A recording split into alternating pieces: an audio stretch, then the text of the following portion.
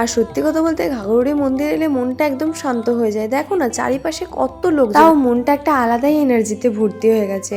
আর এদিকে দেখলাম আরও টুকটাক অনেক মেলা বসেছে, অনেক খাবারের দোকান বসেছে।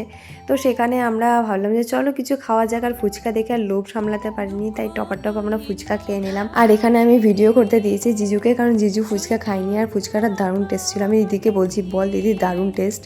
আর এখানে আমি জিজুকেও বলেছি জিজু ভিডিওগুলো কিন্তু ভালো করে করবে, তাই একদম ক্লোজ ভিডিও করছে। তো তোমরা আমার জিজুর কমেন্ট্রিটা তো শুনেই নিলে। তো আমরা এখানে ফুচকা খেলাম আর তারপরেই পাশের দোকানে চলে এলাম পাপড়ি চাট আর ঘুগনি খেতে আর গজা নিতে। তো এখানে আমি এসে দেখছি যে এটা তো হচ্ছে আমাদের স্কুলের লাল্টু কাকু। তো আমার খুব ভালো লাগলো। তো সেখান থেকে আমি ঘুগনি খেলাম, ঘুগনিটার দারুণ টেস্ট ছিল। কাকু কিন্তু আমাকে চিনতে পেরেছে, কাকিমাকে বলছে আরে এ তো আমাদের স্কুলেই পড়তো গো। তো যাই হোক খুব ভালো লাগলো। তারপরে এখানে আইসক্রিম খেলাম, টুকটুক আইসক্রিম খেয়েছি, কিন্তু টুকটুকের আইসক্রিম খাওয়া বারণ ছিল। তো তারপরে অ্যাজ ইউজুয়াল আমরা চায়ের দোকানে চলে এসেছি। ঘাগরবুড়ি এসেছি আর চা খাবো না এটা তো হতেই পারে না। তো তারপরে আমরা সবাই মিলে চা খেয়ে নিলাম। সত্যি কথা বলতে আমি গরম চা একদমই খেতে পারি না, তাই আমি একটু ঢং করছিলাম আর কি। আর সেটা দেখে দিদি দেখো কত বকা দেবে আমাকে, খালি দেখতে থাকো।